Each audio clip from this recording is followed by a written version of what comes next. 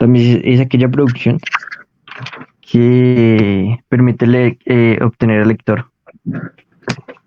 Bueno, listo. Entonces ya lo que ustedes me dijeron, vamos a ver si se acerca. Vamos a ver, evaluación. Chan, chan, chan, chan. Bueno, entonces primero, acá todas las tipologías de texto tienen una intención comunicativa, o sea, tienen un fin. Eso se hace con la pregunta ¿para qué? Entonces es transmitir una información sobre un acontecimiento, un asunto, una noticia, una estadística, etcétera, etcétera, etcétera. Y bueno, estos tipos de texto informativo tienden a ser de una tendencia más objetiva porque no, a veces meten argumentos como ahorita lo veremos en el ejercicio a continuación, pero también a veces tienden a ser subjetivos porque meten a veces la opinión. Pero acá hay una cosa y es que muchos carecen de una argumentación o recursos de convencimiento y persuasión. Entonces, ¿qué me refiero? Bueno, ustedes que interpretan con recursos de convencimiento o persuasión. Que no hay argumentación. No. Yo pienso que es una forma. ¿Puedes volver a repetir la palabra? Perdón. ¿Qué interpretan con recursos de convencimiento y persuasión? Pues es intentando en el mismo texto, como dice la palabra, recursos para que el lector o el que lo escucha se convenzca de lo que se está hablando, como que no sé, y piense, sí, que convenzca. Listo. Pienso. Les voy a poner un ejemplo. Un vendedor paisa, que esos paisas son muy buenos vendiendo. Caray. ¿Ustedes creen que un paisa, cuando ustedes van pasando, ustedes le compran en muchos casos a un paisa? No, porque lo convencen a uno. ¿Por qué lo convencen a uno? Porque aunque uno no quiera comprar, llegan. ¿Por qué? Los escucho. ¿Por qué le compran a un paisa?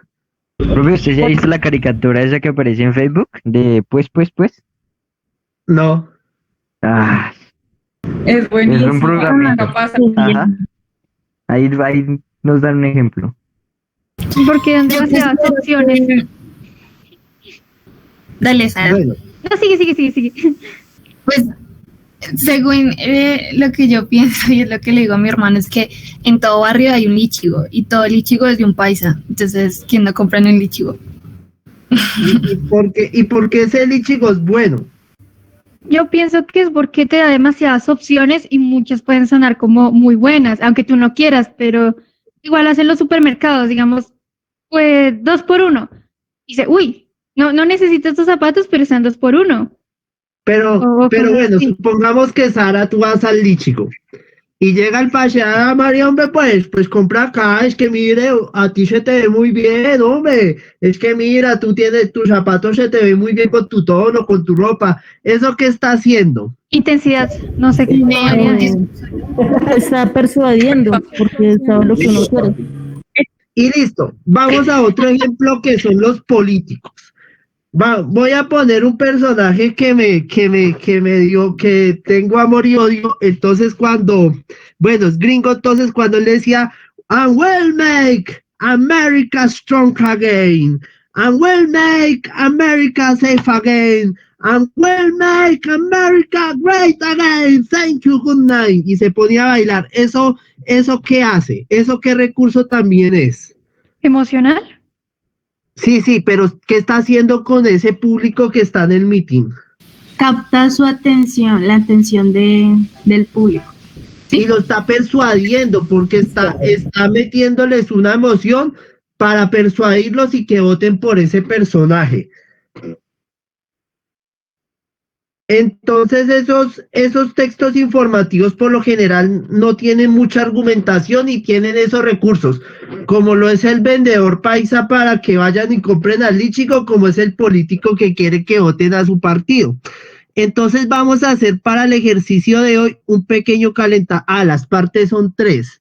Un texto informativo tiene una introducción, un desarrollo y una conclusión. Puse un pequeño calentamiento, me comí unas partes, pero bueno, me dan a entender. ¿Quién me lee este título?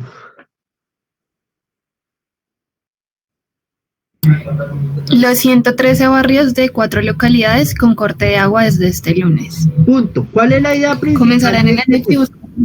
No, solamente lo negro. Dime qué interpretas ahí. Informar, Corte de agua. pues que van a cortar agua en los lugares específicos. Muy bien. Entonces aquí ya. Primer tip que yo les voy a dar cuando ustedes presenten el examen del ICFES o el examen de admisión de la Universidad Nacional cuando acabe esta locura del COVID-19 es lo siguiente. No se compliquen, váyanle a la fácil. Siempre, la idea principal es el tema.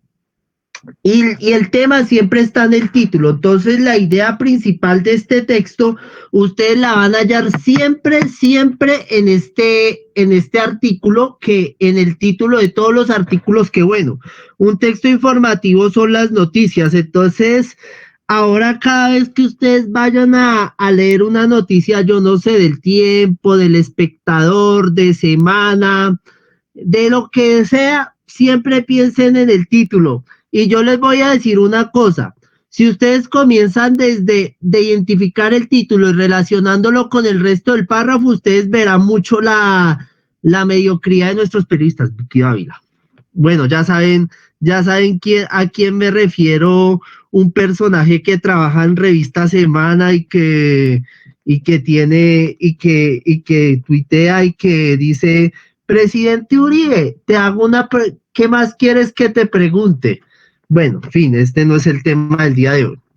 Entonces, la idea principal es 103, como dijo mi querida amiga, que no veo acá los nombres ahora, todavía no tengo el superpoder de reconocerlos por la voz, es que 113 barrios se van a quedar sin agua desde el lunes. Y bueno, la intención comunicativa es ¿para qué? Informar sobre las zonas con corte de agua por obras de metro. Entonces aquí dice, comenzará la noche y busca permitir obras del metro, afectarán unas 2 millones de personas. Entonces aquí ya el resto, acá idea secundaria 1, porque acá dice, desde este lunes en la noche y durante 96 horas, más de 2 millones de personas de 113 barrios de 4 localidades de Bogotá tendrán cortes por el suministro de agua. Entonces está la introducción y aquí se confirma la idea principal. Un momento.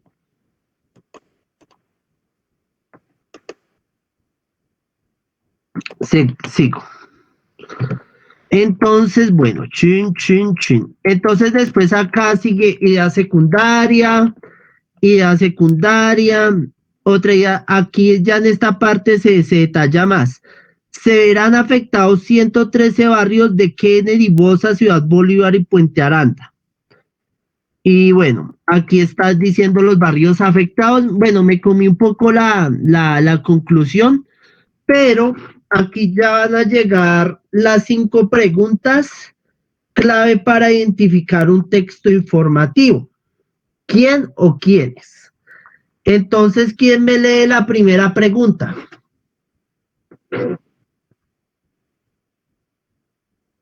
¿Quiénes tendrán los cortes de suministro de agua? ¿Sí? Los habitantes de... ok, sí. Con la respuesta, porfa. Ok, los habitantes de 113 barrios de 4 localidades. Segunda pregunta, ¿me la puedes leer? ¿A quiénes le cortarán el suministro de agua? A los habitantes de 113 barrios de 4 localidades. Bien, para ahí. ¿Tú qué interpretas ahí? Porque quién, o sea, la pregunta ¿quién a qué se refiere? ¿Qué se refiere el quién? En la primera, pues a las personas, creo que eso suena muy obvio, que van a cortar el agua. ¿Quiénes son los implicados en esa noticia? Listo. Entonces, sí, hágala. Como las personas que va dirigido. a la gente que va a afectar. Entonces, pues Sí. es la gente que principalmente le va a interesar ese tipo de texto o esa. Muy bien. La segunda pregunta, ¿quién me lee el qué sucedió? ¿Puedo yo? Sí. ¿Qué sucedió? Desde el lunes 8 de febrero a las 8 p.m., ahora el viernes 12 a las 10 p.m. cortarán el agua. Hasta el viernes 12 me confundí. Bueno, ahí tú qué interpretas de esta pregunta del qué sucedió. Pues te hace deducir de qué trata esta información, ¿no? Muy bien. Tercera pregunta, ¿quién me lee el por qué? Sí.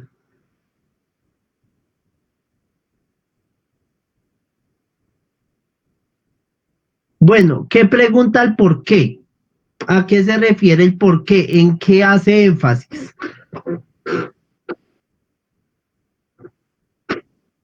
Listo. Entonces, hay tres preguntas que es el quién a quién o quiénes. La segunda pregunta que es ¿qué sucedió? Que se hace más a los acontecimientos.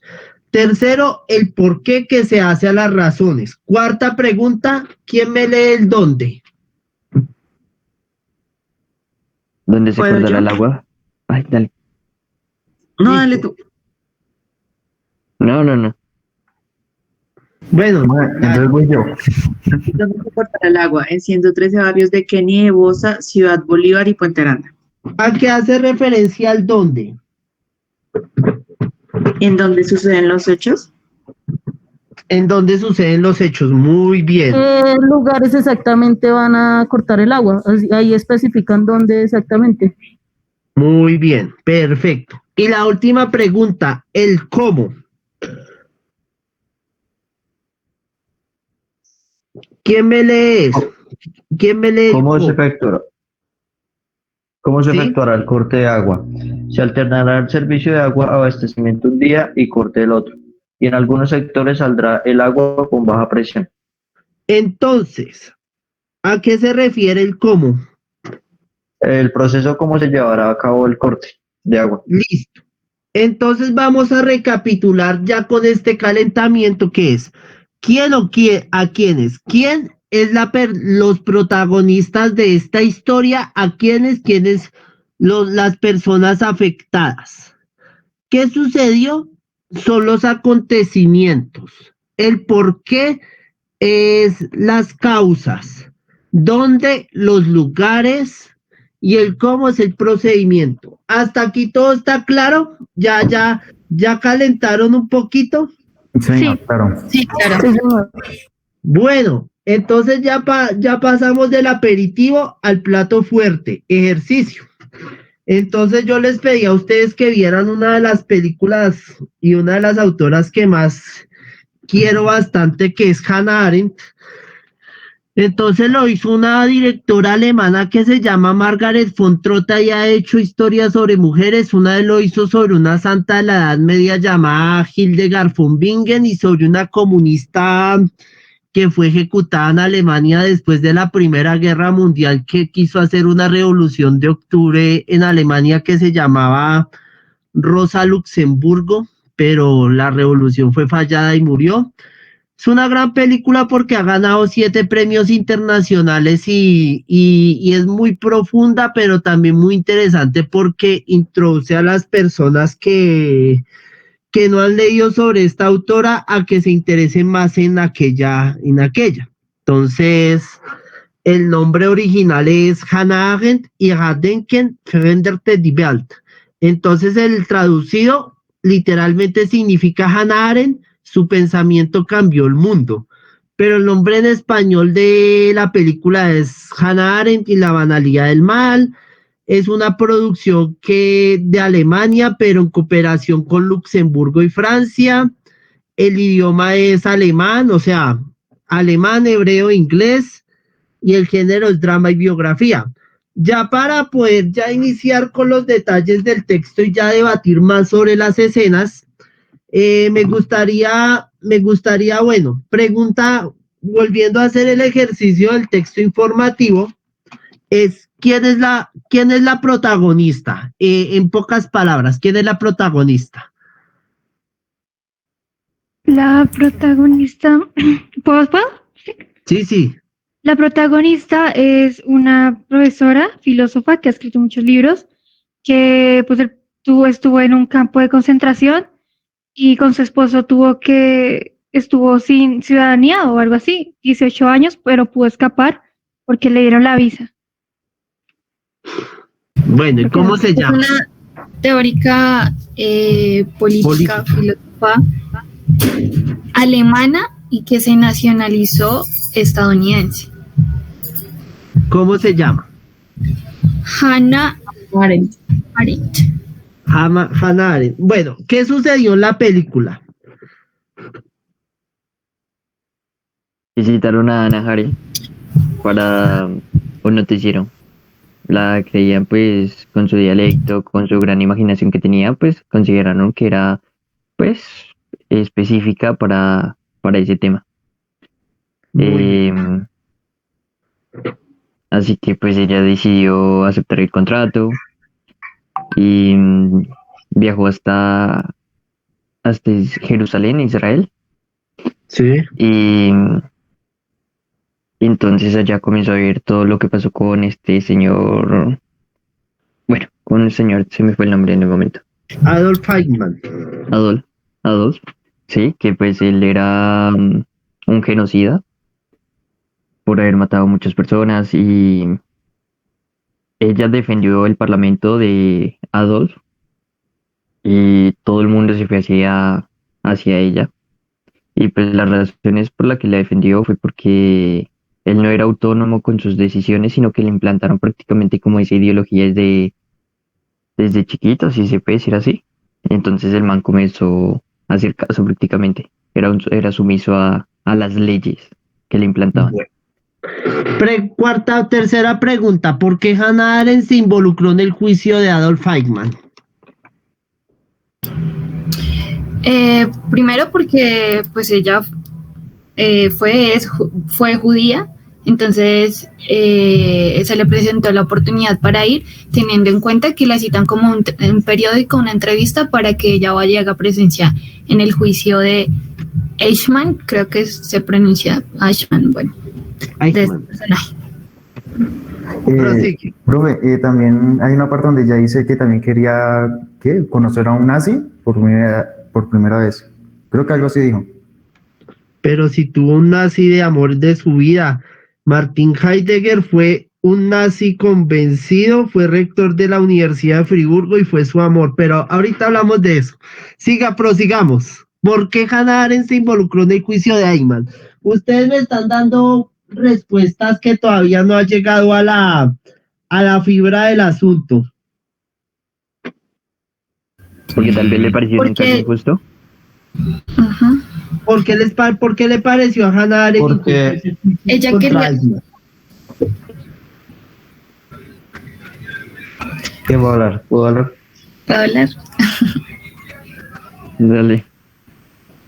La chica que habló primero. Bueno, básicamente ella decía que no lo estaba justificando, o sea, como que no estaba justificando los hechos de haber matado a los judíos, sino quería ir más allá y entender el por qué lo estaba haciendo, el por qué, sí, como profundizar en ese tema, el entender el por qué lo hizo. Listo, muy bien. Ahora, cuarta pregunta, ¿dónde se llevaron los hechos?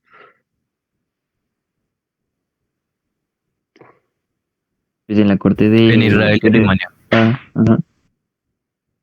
Y hay otro país donde también pasó la película. ¿Estados Unidos? Estados Unidos. Estados Unidos. ¿Qué ciudad específicamente? En Nueva York. Uy, En Nueva York. Nueva York. Y bueno, en 3 frases, ¿cómo se desarrolló la película?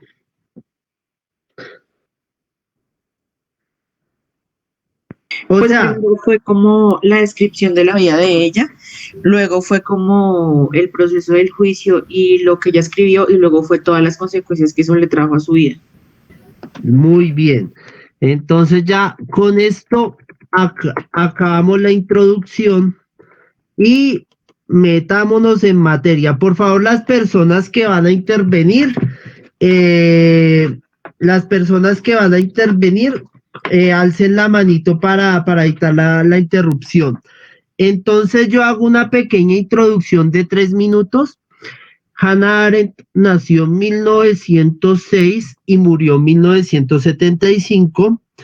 Fue una teórica política y una de las pensadoras mejores del siglo XX. Escribió 3 textos muy importantes que es sobre la vida humana, los orígenes del totalitarismo y Eichmann en Jerusalén sobre la banalidad del mal.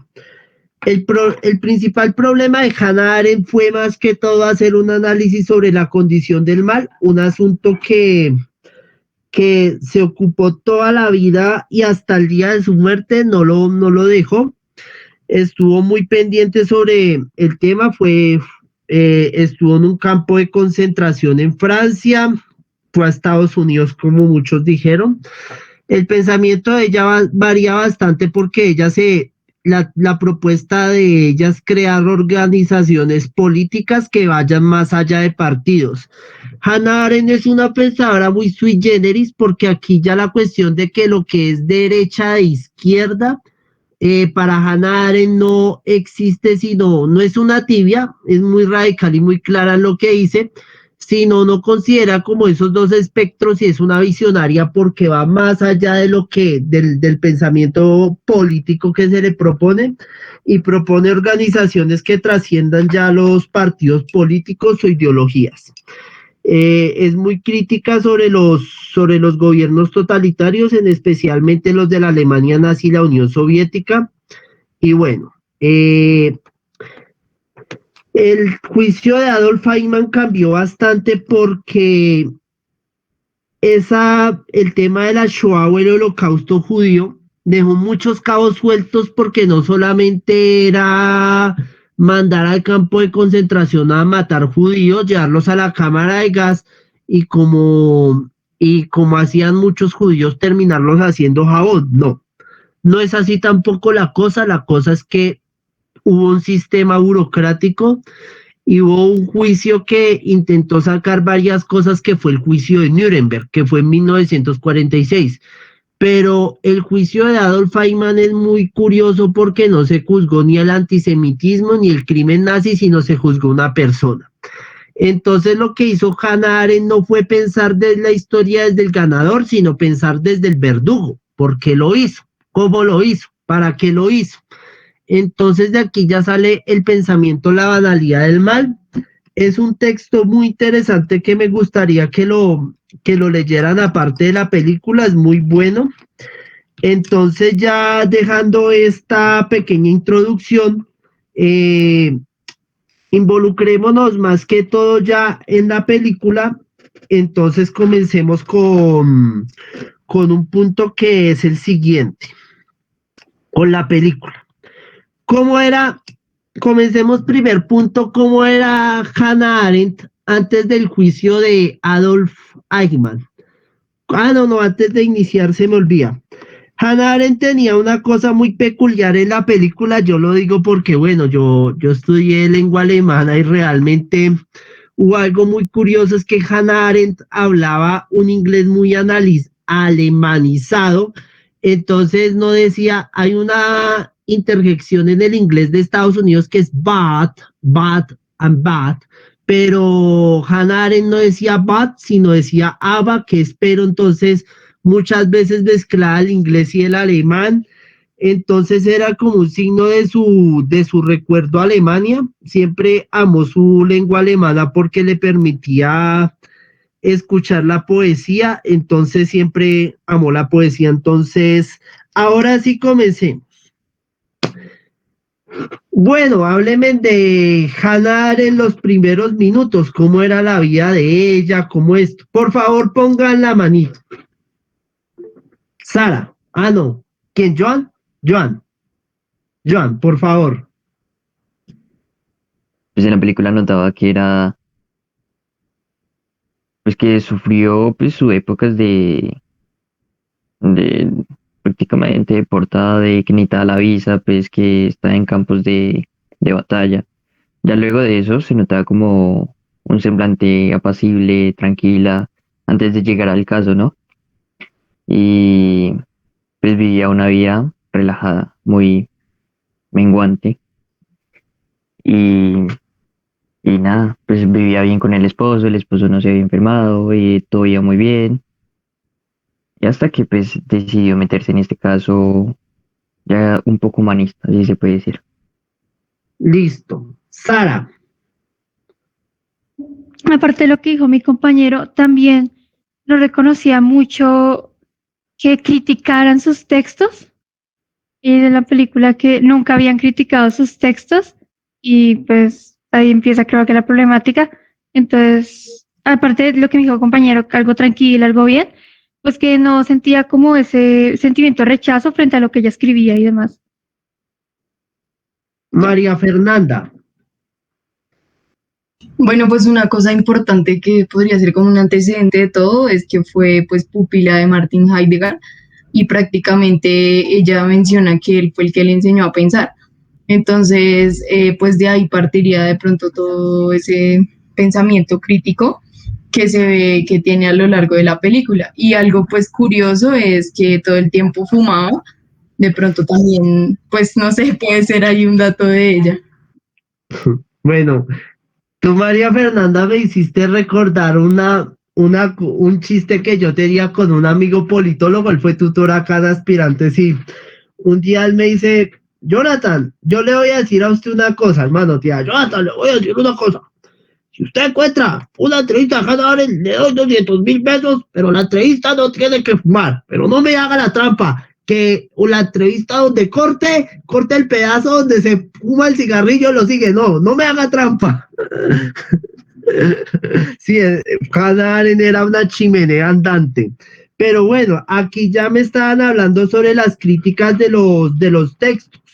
Y aquí digo, bueno, el juicio de Adolf Eichmann, porque rompe un poco esta vida tranquila de Hannah Arendt. ¿Quién, primero que todo, quién es Adolf Eichmann? Otra, por favor, Javi, Sara, por favor, después de Sara, por favor, quiero escuchar nuevas voces. ¿Quién era? Pues lo que yo entendí era que como que él era el responsable y el que manejaba todas las cosas de aquí cuando escogían a los judíos para llevarlos a diferentes trenes y demás, y también sus cantidades, como que él manejaba todo eso administrativamente y demás, y eso, pero como que lo hacía, era demasiado ya inhumano lo que él hacía, pero será por órdenes y demás. Listo. Entendí eso. Entonces lo que Adolf Eichmann, María Fernanda, por favor, después nuevas voces, por favor, que para poder escuchar a los demás y aprender de ustedes. Entonces, listo. María Fernanda. Pues bueno, importante que era como el gestor o bueno, el jefe de la oficina 4B4, que pues sí, o sea, era como el encargado de la deportación de los judíos, era el que daba la orden para enviarlos como a los lugares, en especial al campo de Auschwitz. Listo. Gracias, María Fernanda. Entonces, Javier Haider. Bueno, perdón. Dos preguntas. ¿Dónde queda el campo de Auschwitz?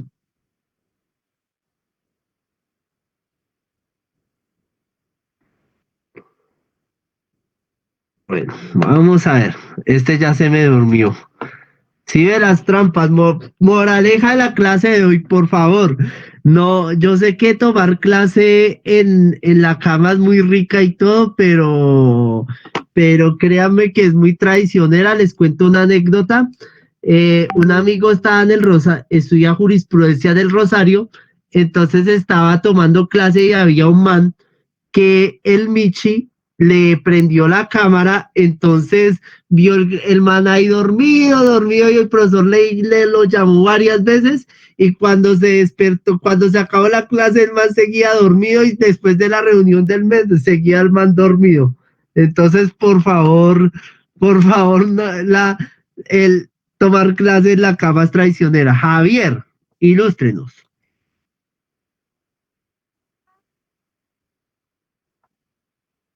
Listo, muy bien, quedan Polonia.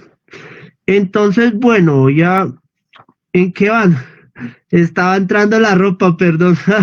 Por favor, sacar los michis de la habitación. Bueno, entonces, Ricardo, porfa, elija un nombre de las nuevas voces.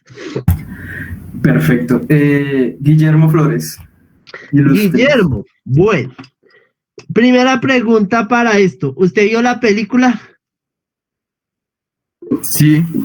Bueno, entonces mi chatico, ilústreme. María Fernanda comenzó, ya iba a decir mi abuelita, es que escribió mi abuelita, me llama, entonces tuve un cruce cables. María Fernanda comenzó diciendo que Adolf Eichmann fue de la subsección 4B. Y bueno, todos estamos de acuerdo que Adolf Eichmann fue un criminal nazi y todo. Pero ¿por qué la pregunta acá comienza el meollo del asunto? ¿Adolf Eichmann siguió órdenes o lo hizo con una conciencia total de los actos que estaba haciendo? Guillermo, por favor, Guillermo, Joan. Listo, entonces Guillermo, luego sigue Angelit, Haider, Joan, Valentina, Wendy. Guillermo, por favor, ilústrenos en esta parte.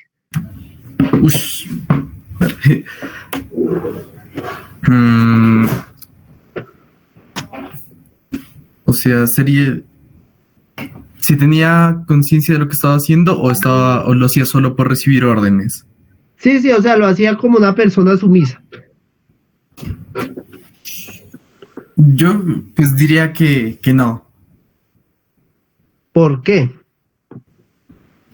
Bueno, pues, ahí el porqué es difícil. No sabría darlo. Bueno, no se preocupe que aquí estamos para ayudarnos. Angelita alzó la mano. Él decía que no era consciente de lo que hacía porque él solamente seguía una regla, porque desde el principio había hecho un juramento y solo recibía órdenes. Entonces él, o sea, no hacía ni el bien ni el mal.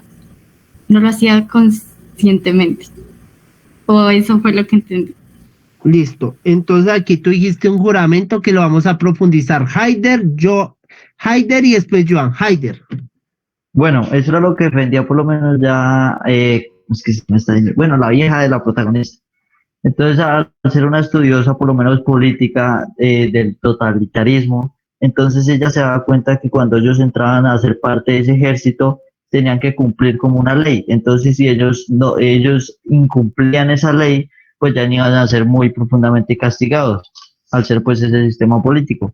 Entonces, él mismo decía, o él le gritaba que era un inútil porque él le decía que era, o sea, no lo hacía a conciencia, porque por eso le decía al juez que era un inútil, porque él simplemente tenía que seguir las condiciones del Führer, que era pues el Führer nazi. Entonces él simplemente cumplía con las leyes.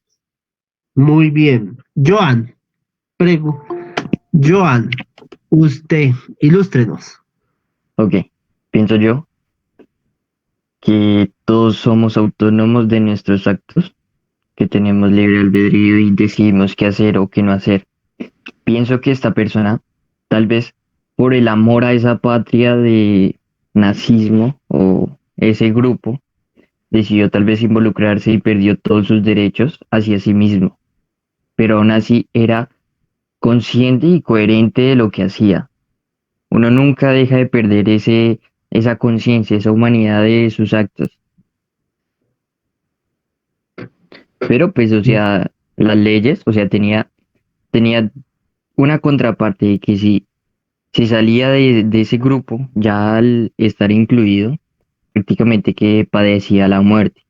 Entonces no podía hacer nada, estaba contra la pared, entonces le tocaba pues hacer lo que le ordenaban. Pero pues vuelvo a Ujú. recargar que pues somos autónomos de lo que hacemos. Muy bien, Joan, me gustó su informe.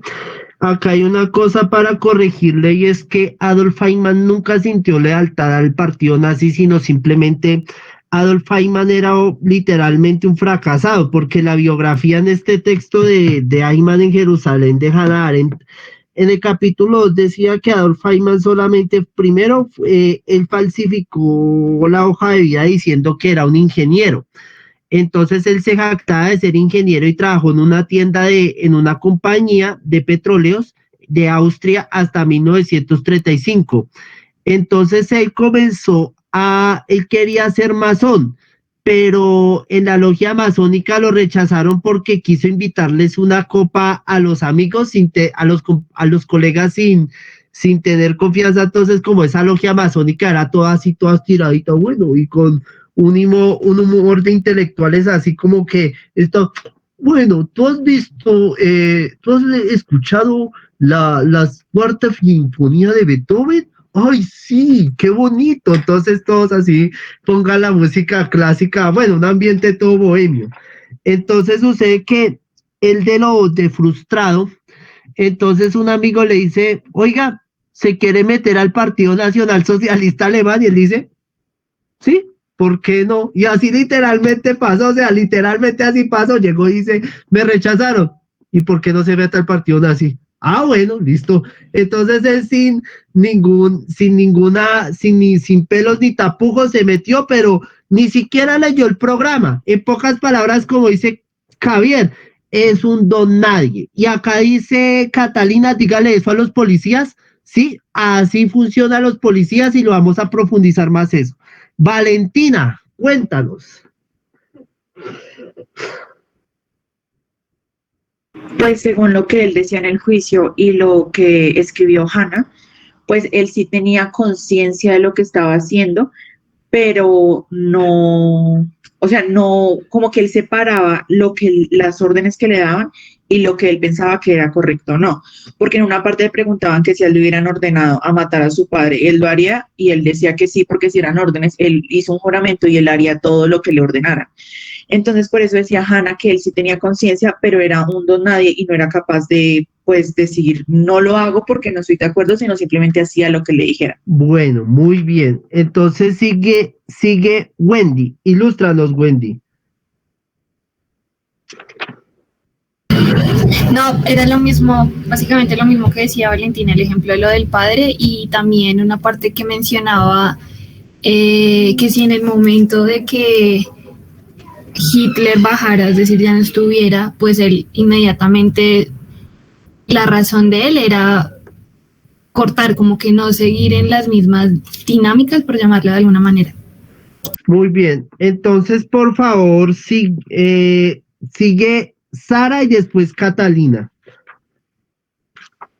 Completando con lo que dijeron mis compañeras, también como de lo mismo que él era un don nadie, cuando creo que le preguntaron que si él como que hubiera negado eso, si las cosas hubieran sido diferentes, si no hubiera muerto tanta gente y demás. Y él dijo que él solo era una gota de agua en un océano, que frente a esa situación, la guerra y demás, él no podía hacer nada. Y que también se desprendía de la conciencia y lo grave del asunto era que no pensaba. Mientras hacía los hechos, ya no pensaba, sino eso es lo que yo entendí. Ya. Bueno, Catalina, entonces por favor, coméntanos lo que interpretaste y por favor si puedes profundizar un poco el argumento de los policías, porque ese punto que tú trataste de los policías es muy interesante. Catalina Morales. Bueno, yo primero quería decir acerca del punto de cuando empezó todo y de que si él no era consciente, fue que me fijé en la película, no sé si de pronto vi mal o algo, cuando Hannah empezó a buscar sobre eso, sobre el mar, sobre las decisiones que toman las personas y esto y lo otro, fue porque a él le dijeron como, no, que usted mató, pero él ahí en ese momento como que se saltó y dijo como él en ningún momento había matado a alguien, simplemente que él seguía la orden de mandar a alguien en un tren, pero pues él ya de ahí no se hacía responsable de si esa persona le iban a matar o no, pero que él en ningún momento como que de pronto tomó una pistola y le disparó a alguien directamente o lo metió a la cosa esta que lo iban a la cámara de gas. Eso. Y bueno, con respecto a la policía, pues que es una institución corrupta y que a ellos le dan órdenes y que por más que, o sea, la persona ya ahí se pone como es su moral o es seguir la orden de la institución a la cual le está perteneciendo. Entonces, como si a él le dan la orden, por lo menos estos del ESMAD, de que vayan que se está haciendo una marcha pacífica y todo esto, de que de repente vayan a oprimir a la gente que está marchando, entonces como que ellos ahí no podrían decir como no, yo no voy a ir porque ellos no están haciendo nada, pero si se le está ordenando, ellos deben hacerlo. Entonces, por más que tal vez si esa persona no quiere, se le está dando la orden y debe cumplirla. Entonces también ya hay como que su moral y todos sus pensamientos se ven opacados por la institución que está representando. Listo, muy bien. Entonces ya para concluir y pasar hasta María Fernanda termino esto. Por favor, Didier, rápido, porque hay otros puntos que toca tocar. Complementando lo que estaba diciendo mi compañera, voy a contar algo que pues, mi primo me contó a mí. Y él dijo, pues él hace poco prestó el servicio. Y él me dijo que, pues donde le estaba prestando el servicio, que allá él era una máquina. Allá todo era una máquina. Ahí todos tenían que seguir órdenes. Y bueno, es que es un tema larguísimo. Pero sí, resumiendo así de rápido, que ellos tienen que seguir órdenes, que ellos no pueden pensar, todo, si les duele algo se tienen que quedar callados, si se pierde algo también se tienen que quedar callados, pero en cambio si se le pierden, por ejemplo, algo a uno de los duros, entonces ahí sí comienzan a mirar quién fue, ahí sí, mejor dicho, le prestan atención. Es como resumiendo ahí. Listo. Javier y María Fernanda. Javier, rápido, en un minuto o dos.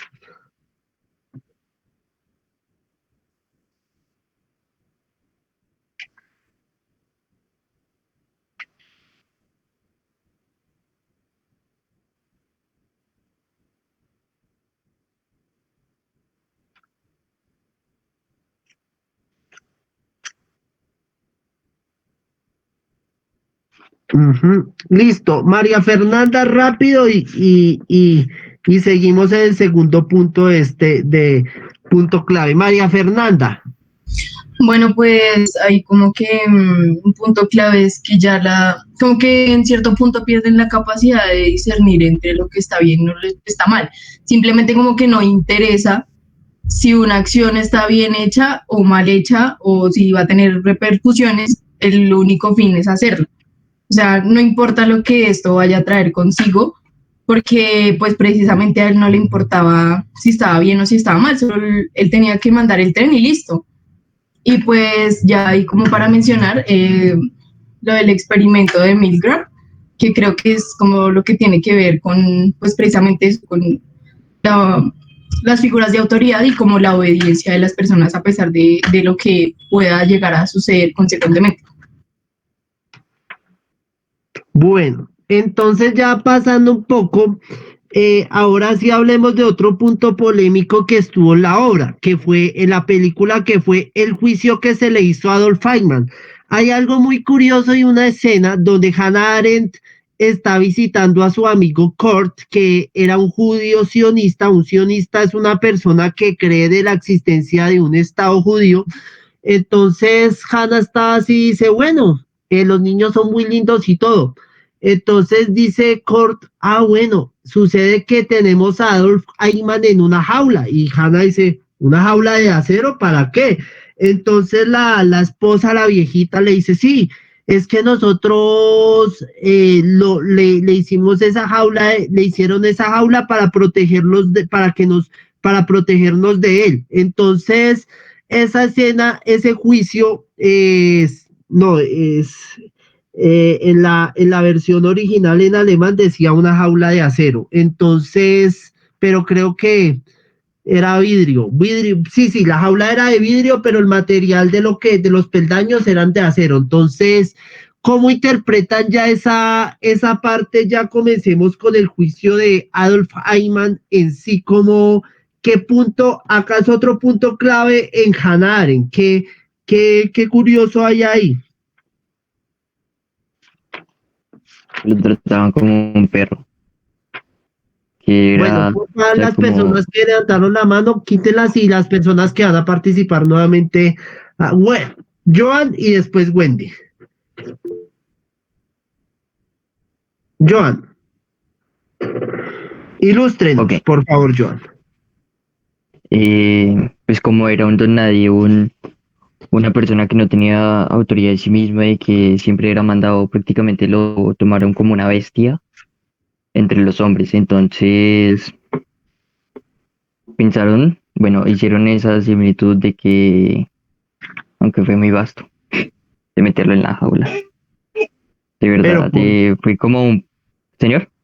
¿Por qué fue vasto meterlo en una jaula? ¿Por qué metieron a un pecueco Por las ahí? acciones que hizo, y pues eso repercutió en que todo el mundo lo odiara, en que fuera menospreciado, en que fuera un don nadie. ¿Me entiende? Entonces, pues esas acciones le llegaron a juicio y pues lo estaba pagando. Ujú. Wendy y luego Angelit. Wendy. Bueno, en cuanto a las personas que estaban en el juicio, pues la actitud o de tener al frente a una persona que asesina a tus hermanos, a tu mamá, a tu papá, y por el otro lado, donde Adolf está en una posición tranquila porque él está convencido, o sea, su discurso es que él no tiene responsabilidad alguna de las muertes de estas personas, es decir, que nunca... él simplemente lo que hacía era seguir órdenes, mandarlos y ya no tenía nada que ver ahí. Entonces, una posición de él súper tranquila, como nada de remordimiento. Por el otro lado, las personas que estaban ahí viéndolo a él como un monstruo y pues que le cayera todo eso encima por lo que había cometido. Listo. Angelit levantó la mano. Angelit, ilústranos.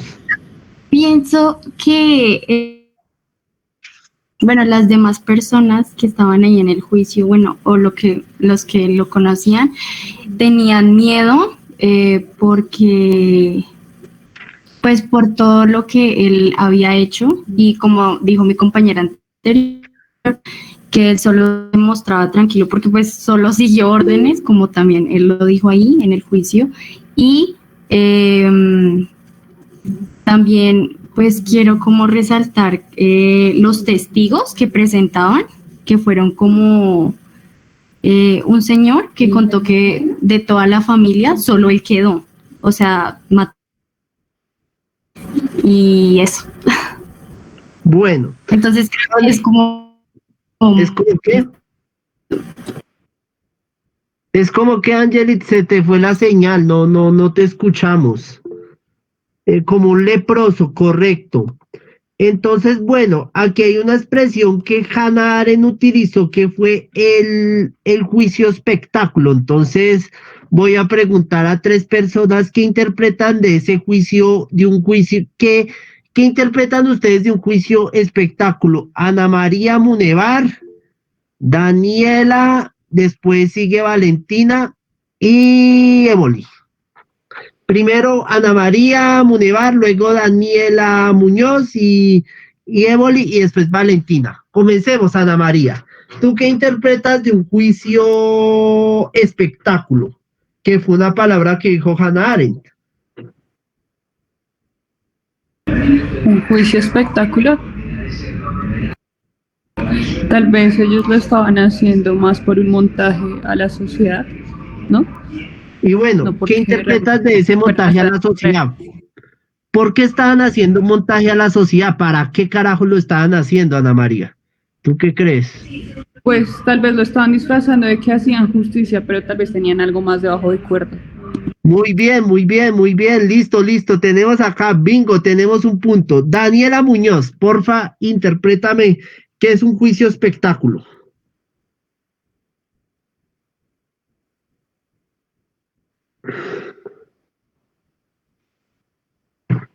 Bueno, Daniela.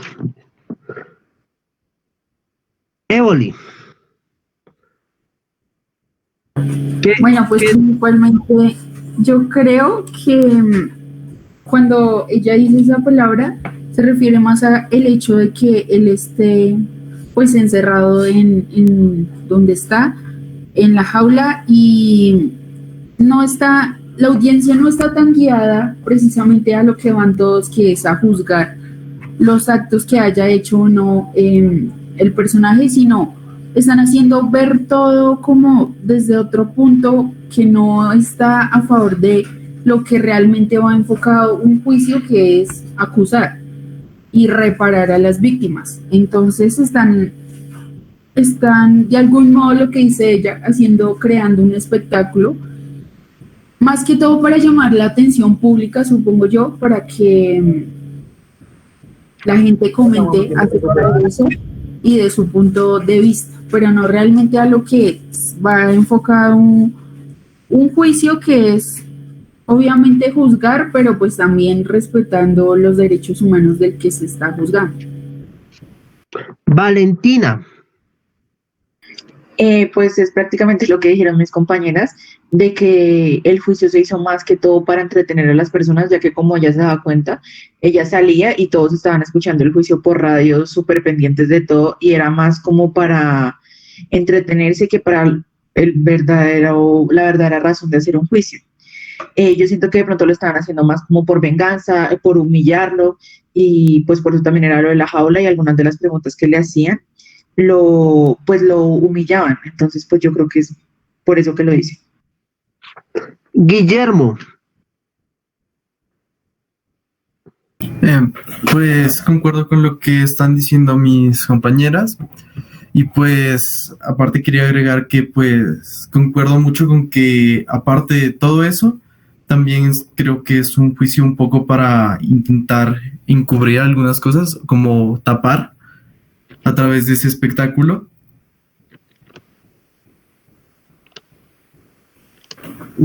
¿Qué más? Se cortó la comunicación, hombre. Hola, ahí. Sí, ¿qué tapar qué? ¿Tapar qué? Pues a través de ese espectáculo, pues tapar cosas. Bueno, ¿qué cosas cree Wendy y Haider? Mientras tanto, piense qué son las cosas que se están tapando ahí. Wendy. Y luego Javier. Wendy, te escuchamos. No, pues yo bajé la mano porque ya lo dijeron. Para mí, cuando me dicen un espectáculo, se me viene a la cabeza como un tipo de circo, no sé, y tal vez porque fue un juicio televisivo como que se transmitió. Bueno, y lo de los judíos, Haider, y luego respondo lo de Catalina. Haider, lo escuchamos. Bueno, fue más espectáculo porque querían culpar a una sola persona sabiendo que ese genocidio simplemente fue mandado por él. Entonces todo el mundo tenía rabia solamente sobre una persona y no sobre todo el mundo. Ahí estaban encubriendo, o sea, como prácticamente al grupo de personas que hizo eso o al partido que estaba haciendo eso, pero solo culpando a una persona. Entonces eso era lo que encubrían a todo el resto que tenía detrás ese genocidio. Listo, acá dice lo de los judíos implicados, muy bien, muy buen punto. Es culpar las acciones de ciertos líderes judíos achicándole todo el día. Bueno, acá en este texto de Eichmann en Jerusalén, les voy a decir una cosa. Sucede que, ¿dónde se realizó el juicio de Adolf Eichmann? ¿En qué ciudad? En Jerusalén. En Jerusalén. Bueno, Jerusalén es una ciudad que está disputada entre dos partes, que es entre dos sociedades, que son los árabes y los judíos. Entonces hay una cuestión, es que en 1948 se creó el Estado de Israel. Y bueno, ¿alguien me puede decir qué es el Estado de Israel? ¿Qué es Israel? Hasta la tigresa de Oriente, Wendy Zulka, y el delfín hasta el fin tiene una canción. Israel. ¿Qué? No ¿Qué sé si era otro, pero es un país, creo que tiene mucho debate porque dicen que no existe, otros dicen que sí. ¿Sí es ese? Sí, Lo vieron, bueno. sí, dicen que no, sí. Y hay guerras y todo, y muchos conflictos por eso mismo, porque dicen que es un país que no existe, que está juntado con otro, y otros dicen que sí existe y que es un país independiente, algo así. Profe, Cuénteme. hola. Creo que en ese país ¿cómo le digo? Hay varias personas de distintos países, ¿no? ¿Es cierto? Sí, entonces vamos a hablar. Cuénteme. No, es que pues yo había tenido una clase se me olvidó, era bueno, no me acuerdo bien, pero bueno, hablaban pues de ese país y decían que es un país bastante, ¿cómo se llama esto? Emprendedor. Bueno, vamos a hablar de eso. Vamos a hablarlo desde el punto, para entender un poquito esto, vamos a ver un poquito de religión. Sucede que, bueno, hay 3 religiones monoteístas que son el judaísmo, el cristianismo y el islam. Entonces aquí ya vamos a hablar de un poco de teoría del Estado y una problemática que es la separación iglesia y Estado. Entonces voy a comenzar con el Islam, que el Islam permite que lo político, lo vamos a ver en la clase de Edad Media, que es lo político y lo religioso, se debe unir. Eso se ha hecho mucho en la filosofía política y lo veremos más adelante cuando leamos autores como Averroes y Al-Farabi que se basan en los textos de Platón y Aristóteles. Más que todo la República la República, porque la política no llegó a los países árabes. Pero llegó otra religión que es el cristianismo. Entonces hay una cuestión y es que lo político y lo religioso andan separados. ¿Qué quiere decir? Que el poder acá se maneja un poco lo que es el César, lo que es del César y a Dios lo que es de Dios. Entonces, un autor que habla más que todo sobre la separación de poderes es San Agustín en un texto llamado La ciudad de Dios, que habla de dos ciudades, la Jerusalén terrenal y la Jerusalén celestial, pero bueno, no. Entonces aquí ya hablamos del judaísmo, que el judaísmo, el judaísmo es un pueblo que está regido por todos y son los descendientes de las 12 tribus de Israel. Pero acá hay una cuestión de la teoría del Estado que dice que los judíos no deben tener un Estado judío,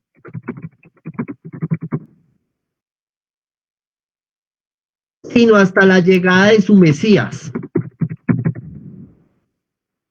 Eso siempre se creyó más que todo, porque ustedes saben que los judíos no reconocen a Jesús como un Mesías, entonces que están esperando su Mesías y hasta que llegue el Mesías de ellos, el Mesías de los judíos, va a haber la existencia de un Estado judío.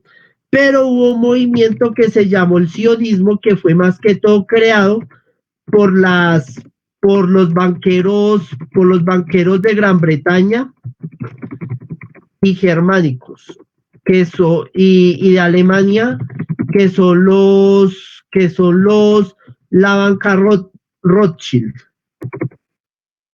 Los Rothschild que son esos banqueros que muchas veces salen en conspiraciones y todo.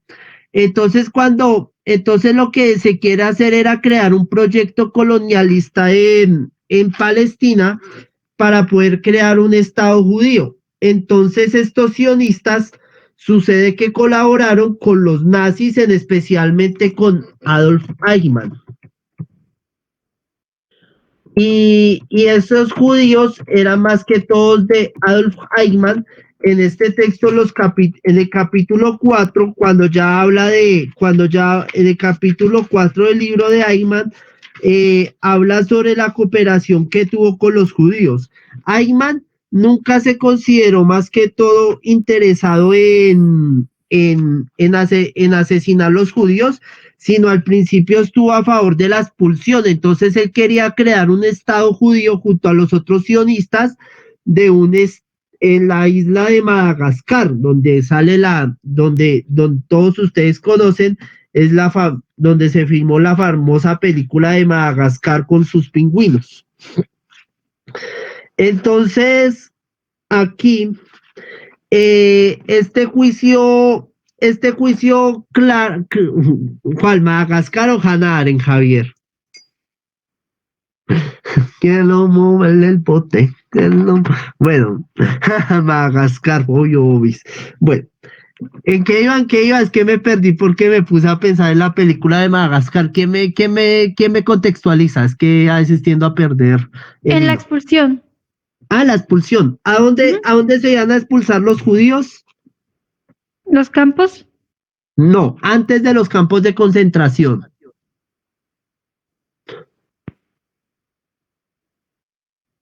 A Madagascar se iba a expulsar. Se iban a expulsar 5,4 millones de judíos y el plan era con cooperación de los sionistas. Entonces, este juicio de Adolf Eichmann falló mucho porque no se habló de los judíos. Entonces, como el Estado de Israel es un Estado sionista, se cerró más que todo y se centraron más que todo en la persona y como hacer, ay, cojamos a este pelagato y cojámoslo y achaquémoslo de toda la culpa, pero no podemos revelar muchas cosas porque, mire, yo les voy a decir una cosa. Todo, o sea, lo que es la propaganda, la solamente la parte superficial y la parte de esto, pero ya hay un cuerpo burocrático que fue lo que comenzó a maquinar ya la muerte, porque y se necesitaba parte de la élite, ya se necesitaba mucha gente y también incluso los judíos trabajando.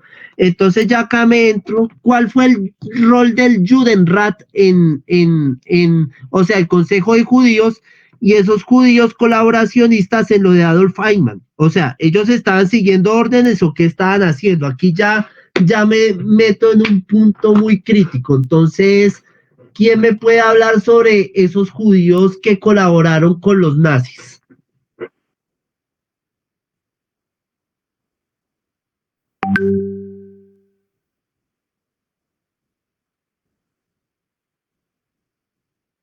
Hola.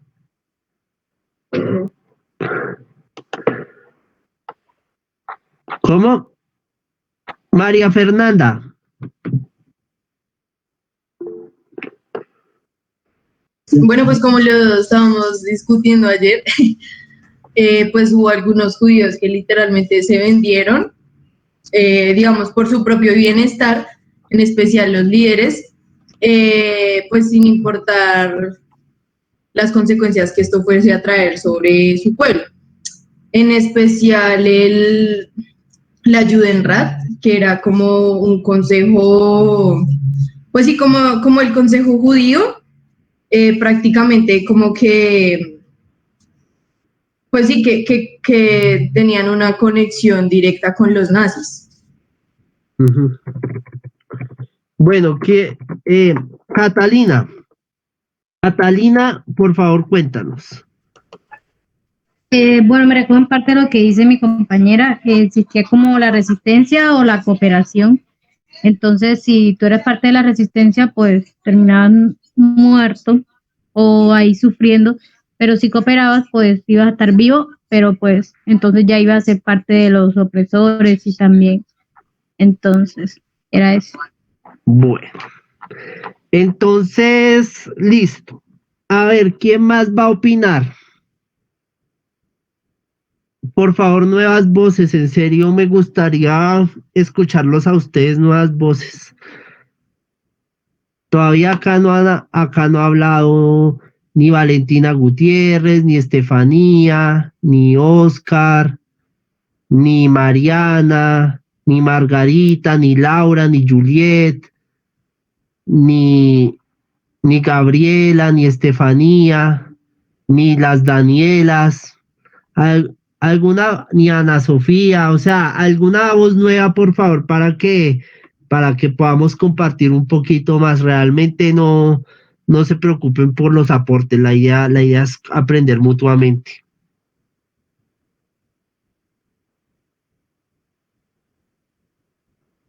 Bueno, entonces, Angelit, a ver, cuéntame, ¿tú qué entendiste del Judenrat?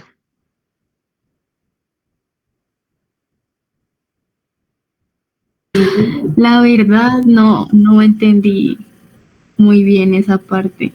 O sea, no podría decir algo. ¿Por qué no la entendiste? No lo sé. Bueno, Mariana, Perdón. no te preocupes. Mariana, cuéntanos. Pues es un término antisemita que usaban los nazis, que significa rata judía. O sea, denigrante para sí, el grupo judío.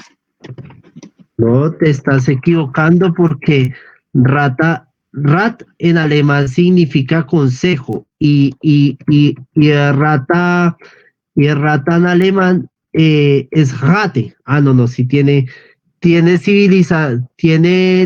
relación, pero sí, es que rat es judía. Das Rathaus, la casa del consejo, o sea, la alcaldía, etcétera, etcétera. Bueno. Sí. Code switching, no importa. Siguiente persona, bueno. Por favor, escríbanme. ¿Ustedes vieron la parte de la colaboración de los judíos difícil, de lo del Judenrat, lo de los judíos colaborando con los nazis? Sí, un poco difícil de entender, como toda la organización y demás. Eso sí se me dificultó. Bueno, ¿por qué no fue tan difícil, Joan? Cuéntenos.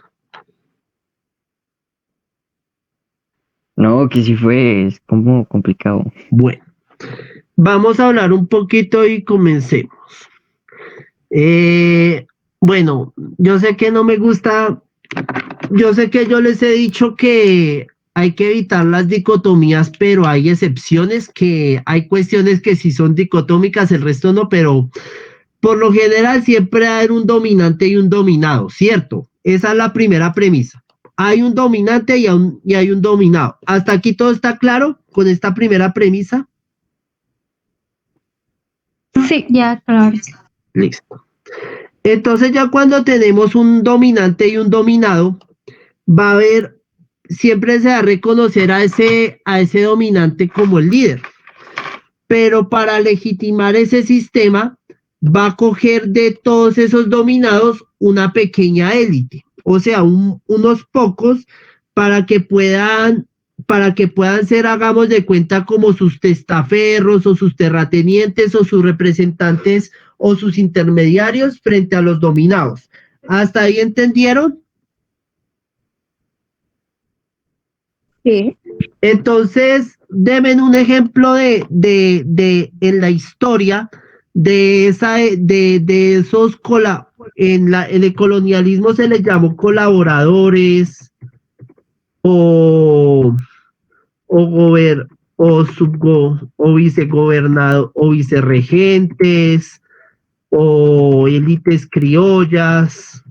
Bueno, denme un ejemplo sencillo de colaboracionistas. Javier y después Catalina.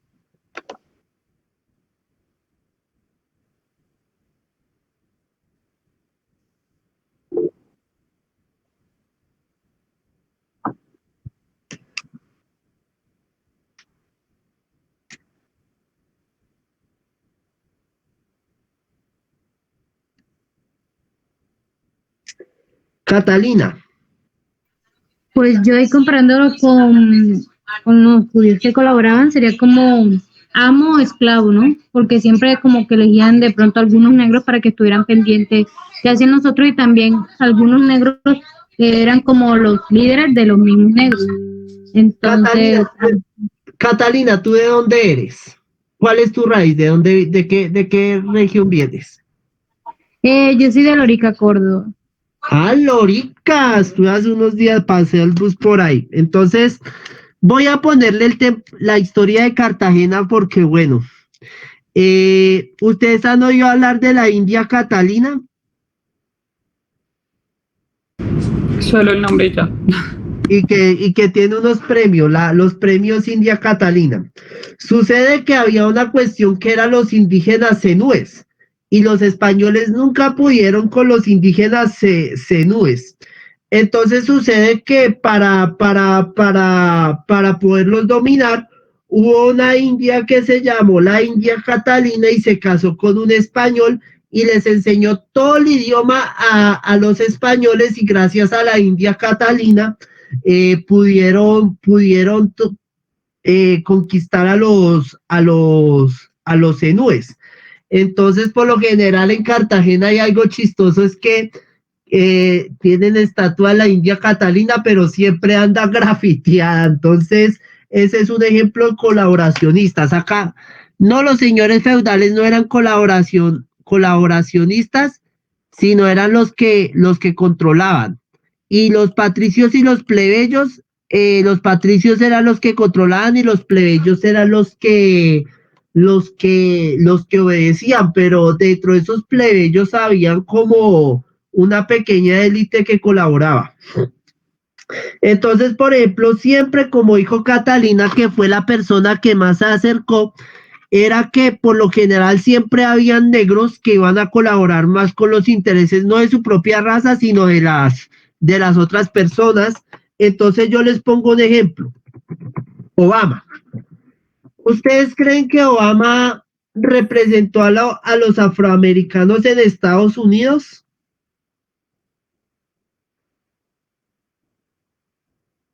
Obama.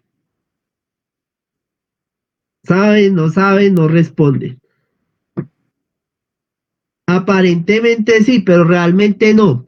Porque bueno, habían intereses que siguieron los disturbios. Yo me acuerdo hubo un disturbio que hubo en una ciudad llamada Ferguson y eso pasó en los tiempos de Obama. Siguió la violencia racial, siguió el racismo, siguió la persecución, porque si Obama hubiese dicho, bueno, hubiese representado tanto lo de George Floyd en Estados Unidos, no pasaría, pero bueno.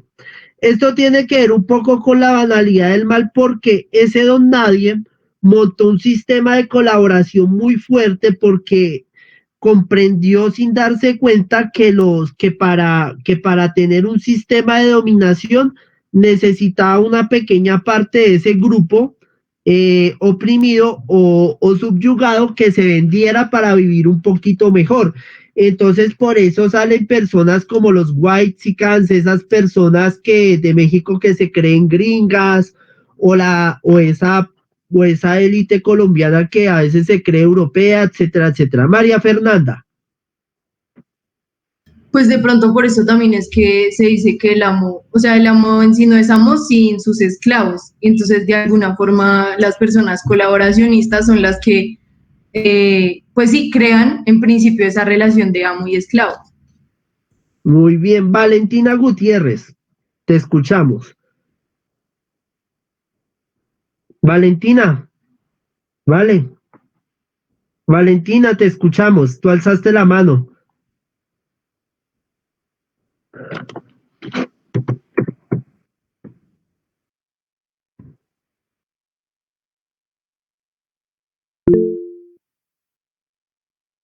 Valentina, te escuchamos. Mientras tanto, Nidia, por favor, ¿puedes hablar? Mientras que Valentina de pronto tiene problemas de conexión. Pues sí, digamos que ellos hacen eso como colaborativos, es como por el bien de ellos, o sea, a ellos no les importa más cosas, sino como ayudar y mirar en su bienestar. Sara. Por cuestión de supervivencia y supervivencia individual, porque o eras los que los estaban castigando, estaban ahí sometidos, o el que sometías. No había muchas opciones, yo creería, y más siendo, digamos, los ejemplos que nos dieron. Bueno, Valentina, te escuchamos. Valentina Gutiérrez, levantaste la mano, porfa, ¿puedes hablar? No. Hola, Valentina. Creo que no te escucho, no te escuchamos, no te escuchamos o no te escucho. ¿Los demás escuchan a Valentina? No. No, señor. Bueno, creo que... No. Ah, ok. Tienes problema con el micrófono. Entonces, mientras que solucionas, exacto, los intereses, muchas veces los intereses personales afectan eso. Mientras tanto, Valentina, puedes escribir para escucharte, porque en serio es muy valioso escuchar las nuevas voces y eso me alegra. Bueno, ya para concluir, dígame, ¿por qué tanta agresividad contra el escrito de Hannah Arendt de Eichmann en Jerusalén? ¿Por qué incomodó a todo el mundo? Angelit, uy. Porque, pues, creo que lo principal era porque se supone que ella era judía, entonces estaba apoyando algo que los judíos no debían apoyar y por eso se fueron en contra de ella, porque ella estaba defendiendo, o sea, no siento que lo estaba defendiendo del todo, sino que estaba defendiendo como algo, o sea, se fue más allá. Algo así. Ay, no sé cómo explicarlo, pero... No, lo explicaste bien, lo explicaste bien, me gustó. Javier, lo escuchamos.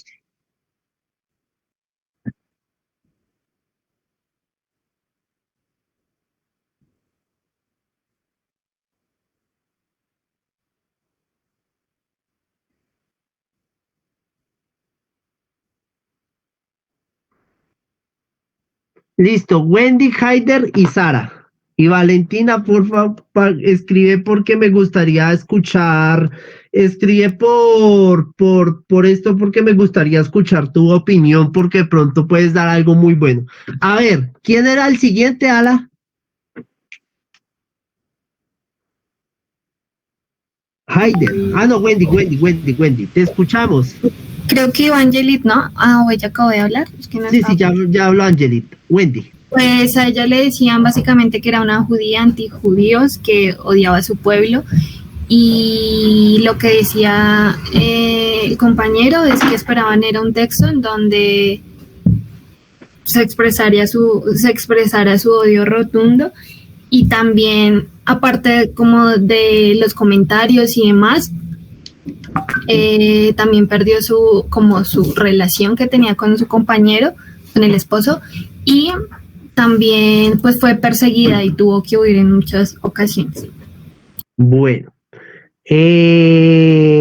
entonces Haider, María Fernanda y Sara, y con eso concluimos. Bueno, la sociedad, pues como odiaba muchísimo a Adolf, yo no sé qué ruso. Bueno, Adolf Eichmann es alemán. Eso, es alemán. Es que como está, bueno, el alemán. Entonces la sociedad esperaba muchísimo rencor, o sea, todo el mundo culpándolo a él, que nadie lo iba a defender, como el man era un estilo Uribe ahorita, pero pues en diferente ocasión, pero pues nadie lo va a defender ahorita. Pero bueno, entonces al odiarlo todo el mundo quería matarlo, por eso lo tenían en la jaula, lo tenían como un monstruo. Entonces y por lo menos en el caso donde el man decía que había matado a la mamá, al papá, como los 4 hermanos, era así con toda la sociedad judía. Entonces era como hubiera matado a nuestros propios papás y todo el mundo lo quería asesinar. Entonces en el momento que ella lo defendió, todo el mundo sintió mucho rencor sobre ella, como si ella misma hubiera sido parte de él. Valentina escribió porque ella fue partícipe de esa época oscura y no esperaban ese texto defendiendo a Adolf. Muy bien, muy buen argumento.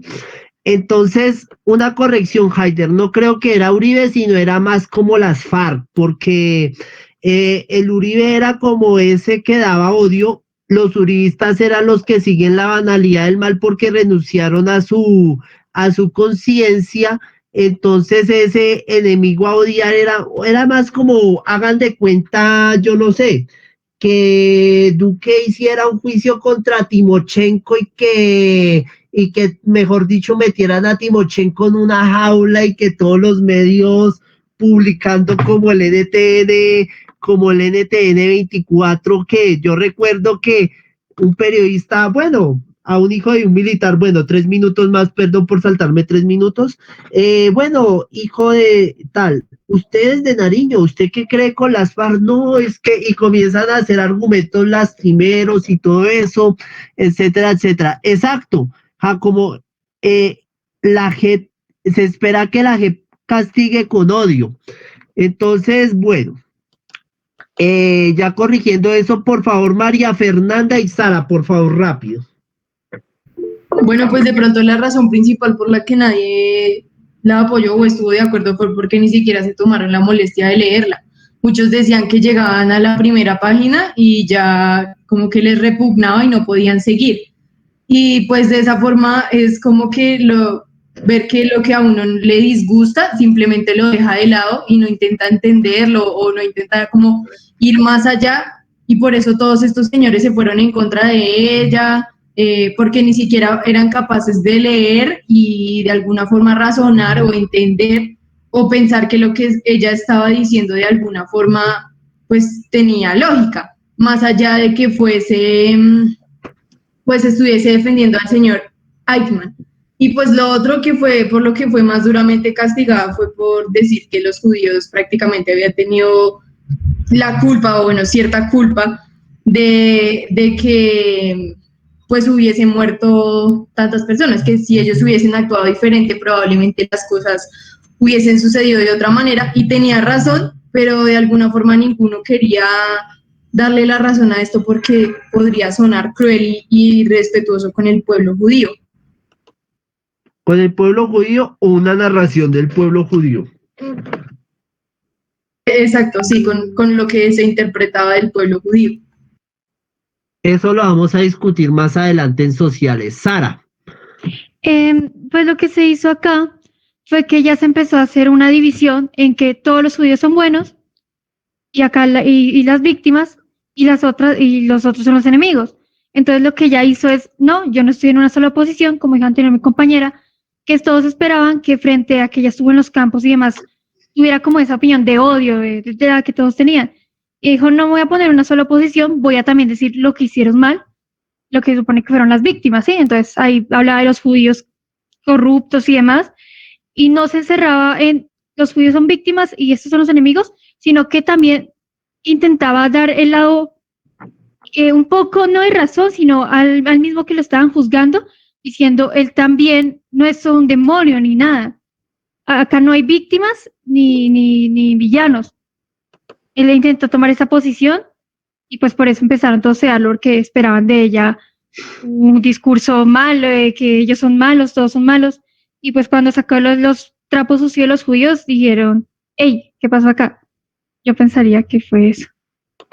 Bueno, aquí para ya concluir, Wendy dice, es difícil leer una columna completa de Vicky Dávila, por ejemplo, pero sería necesario para hacer la respectiva crítica. No estoy comparando a Vicky con Hannah, o sea, Mariquis, ¿cómo va a comparar? ¿Cómo va a comparar a Vicky con Hannah, Mariquis? Obvio, jajaja.